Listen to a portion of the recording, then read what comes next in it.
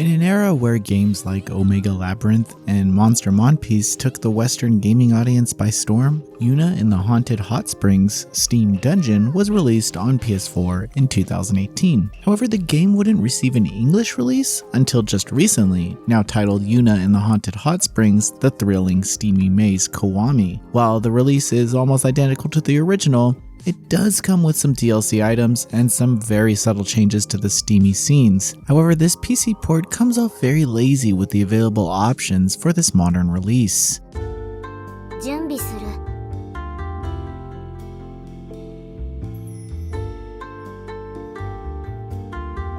それじゃあ入る。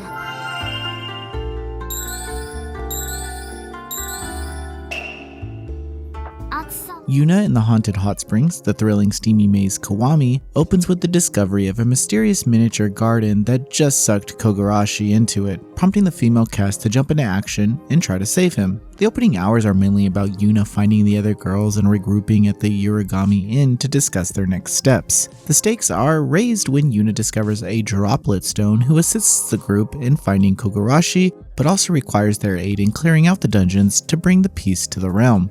The story is relatively surface level, with a healthy serving of anime tropes that fans of the source material will probably see coming. The slice of life narrative ends up working well for the adventure, as the actual gameplay can become quite challenging. The voice acting is also well done, but expect a lot of loud pitched screeching during story scenes. Still, you can skip any scene you wish, but oftentimes they go into detail about the next actions that the group is going to take, along with the new items they've acquired to reach other sections of the dungeon, so skipping these portions may hinder your experience with the overall narrative. It's not the best, but I did enjoy the camaraderie of the group and how they approached the challenge set before them with courage. Something you likely wouldn't get from just looking at this game is that it is a fairly fun and challenging roguelike dungeon crawler. All of the basic systems of the genre are here, and similar to any mystery dungeon entry, for each action you take, an enemy action follows. However, there are plenty of clever trap designs and floor-shattering abilities that really add to the strategy of late-game dungeons. This is a genre that evolves the more you play it, and by the 10th hour of this adventure, you'll have a pretty good idea of how to survive for longer while fine-tuning your equipment. Still, I found the actual themes of the dungeons to be a little bland and nothing exciting. I can see how this isn't a big deal for most players, but I enjoy some theme-specific gimmicks every once in a while. Your base equipment loadout is pretty minimalistic, with slots for a weapon, amulet, scroll, and uniform. Amulets and scrolls are basically buffs that characters can equip to have when starting a run.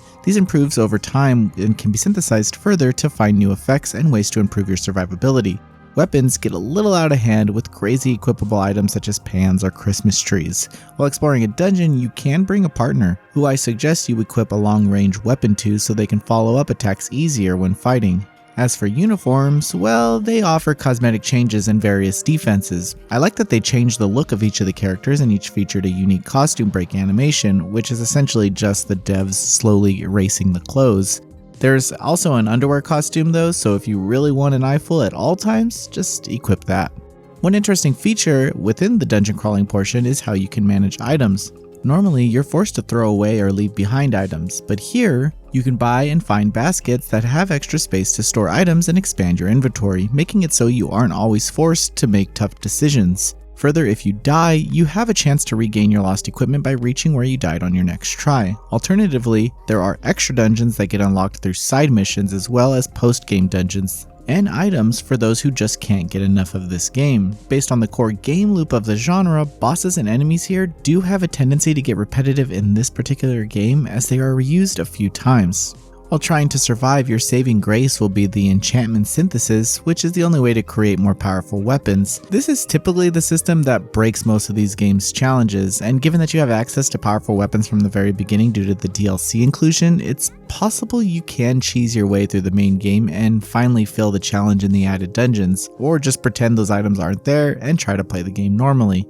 That being said, I feel like most gamers will choose the cheese method because I know you're only here for one thing: the bathhouse minigame. お風呂と行きますか。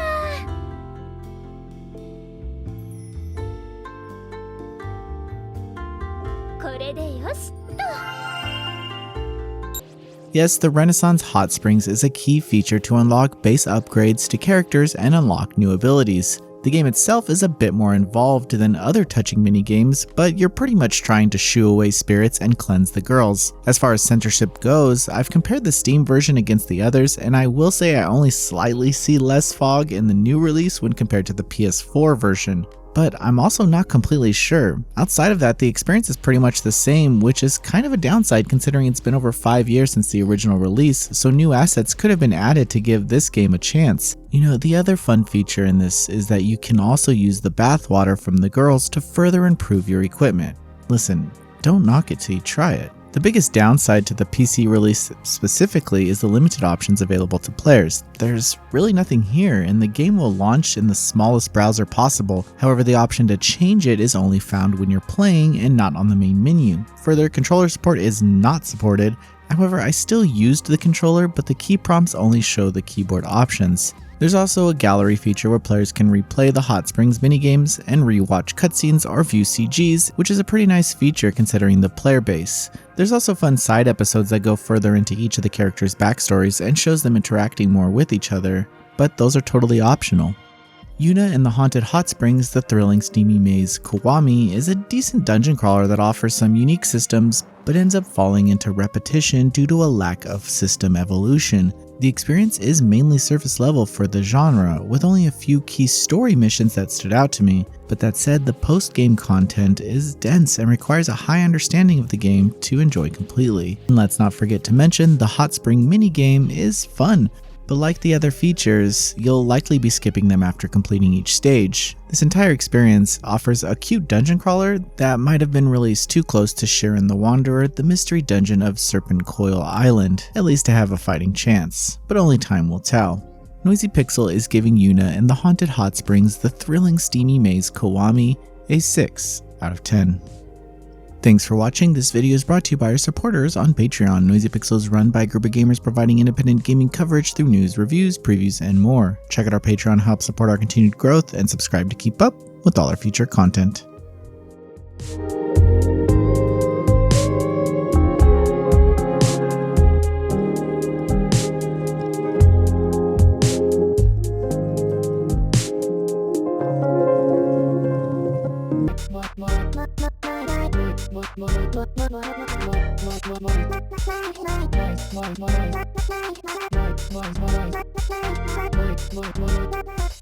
Noisy Pixel.